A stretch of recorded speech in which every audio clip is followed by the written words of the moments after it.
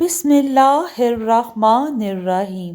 السلام علیکم دوستو، آج میں آپ کے لیے ایک بہت ہی خوبصورت، دلچسپ اور انوکھی کہانی لے کر آئی ہوں۔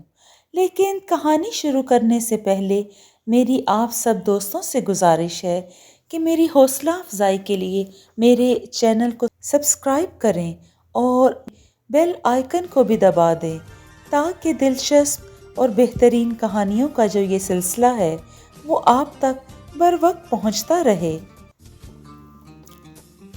ایک عورت کی کہانی جس کے ہاتھ بھیک دینے پر کاٹ ڈالے گئے۔ ایک بادشاہ نے اپنے ملک میں یہ حکم دیا کہ اگر کوئی شخص بھیک دے گا تو میں اس کے ہاتھ کاٹ ڈالوں گا۔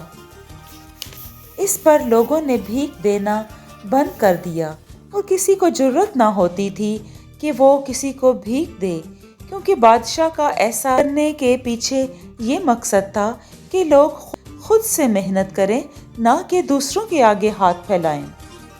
ایک دن ایسا ہوا کہ ایک عورت کے پاس ایک فقیر آیا جو بھوک سے پریشان حال تھا اور کہنے لگا کہ مجھے بھیک دے، مجھ میں اتنی سکت نہیں ہے کہ میں محنت کر سکوں تو اپنی روٹی کے لیے۔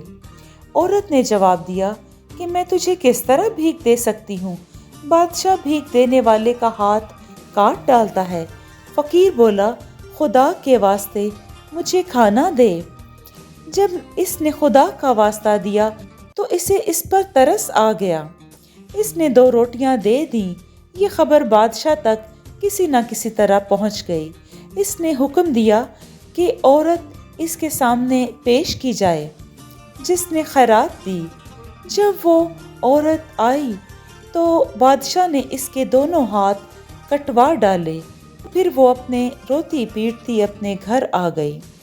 کچھ روز بعد بادشاہ نے اپنی ماں سے کہا کہ میں شادی کرنا چاہتا ہوں، آپ میری شادی ایک بہت ہی حسین عورت سے کروا دیں۔ وہ بولی، ہمارے قریب ایک عورت رہتی ہے جس سے زیادہ حسین کوئی اور نہ ہوگی، لیکن اس میں ایک عیب ہے۔ بادشاہ نے پوچھا، وہ کیا؟ وہ بولی، اس کے دونوں ہاتھ کٹے ہوئے ہیں۔ بادشاہ نے کہا، میں اسے دیکھنا چاہتا ہوں۔ ماں اسے لے آئی۔ بادشاہ نے اسے دیکھا تو اس کا عاشق ہو گیا اور اس کے ساتھ نکاح کر لیا اور اس کے ہاتھ کٹنے کی وجہ نہ پوچھی۔ یہ وہی عورت تھی جس نے فقیر کو بھیک میں 2 روٹیاں دی تھیں۔ اس کے دونوں ہاتھ کاٹ ڈالے گئے تھے۔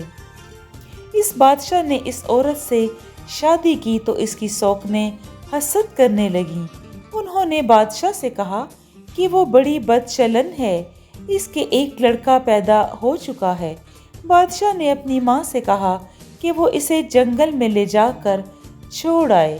ماں نے اس کے حکم کی تعمیل کی اور اسے لے جا کر جنگل میں چھوڑ آئی۔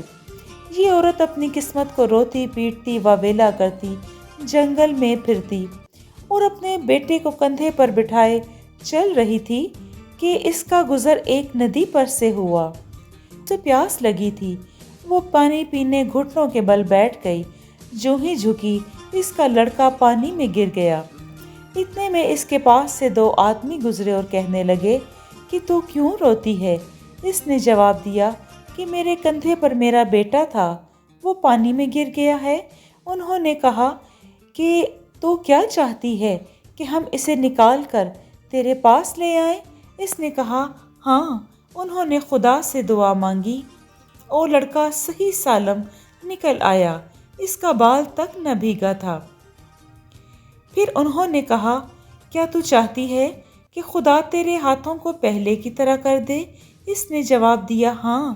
انہوں نے خدا سے دعا کی اور اس کے ہاتھ پہلے سے بھی بہتر ہو گئے۔ اس کے بعد انہوں نے کہا کہ تو جانتی ہے کہ ہم کون لوگ ہیں؟ وہ بولی، نہیں۔ انہوں نے کہا کہ ہم وہی فقیر ہیں جس کو تو نے روٹیاں دی تھیں اور جن کی وجہ سے تیرے ہاتھ کاٹ ڈالے گئے تھے۔ خدا کا شکر ہے کہ جس نے تیرے ہاتھ اور تیرا بیٹا تجھے دوبارہ عنایت کیا۔ اس عورت نے ان کا بہت شکریہ ادا کیا اور بادشاہ کی سنگ دلی کے بارے میں بتایا کہ کس طرح اس نے اپنی پہلی بیویوں کے جھوٹ پر مجھے بد چلن سمجھا اور گھر سے نکال دیا۔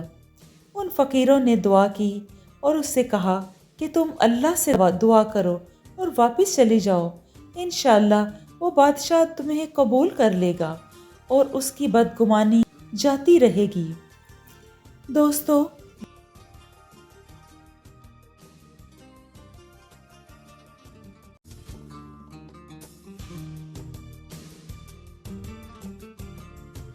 اس عورت نے اللہ کے حضور 2 نوافل پڑھے، سجدہ ادا کیا، محل کے دروازے پر جا کر دربان سے اپنا تعارف کروایا اور کہا کہ مجھے بادشاہ سے ملنا ہے، ان سے کہو بہت ضروری کام ہے۔ دربان نے جا کے بادشاہ سے یہ بات کہی تو بادشاہ نے اسے اندر بلا لیا اور اس نے جا کر ساری کہانی ان بزرگوں کی، فقیروں کی اور جو بزرگوں کے بھید میں تھے، وہ ساری کہانی کہہ سنائی تو بادشاہ اس سے راضی ہو گیا اور اس نے اپنی پہلی بیویوں کو گھر سے نکال باہر کیا اور اس عورت کے ساتھ ہنسی خوشی رہنے لگا۔ جی دوستو، آپ کو یہ کہانی کیسی لگی؟ اگر آپ کو یہ کہانی پسند آئی ہے تو کمنٹ میں اپنی رائے کا اظہار ضرور دیں۔ اپنا اور اپنوں کا بہت سا خیال رکھیں۔ شکریہ۔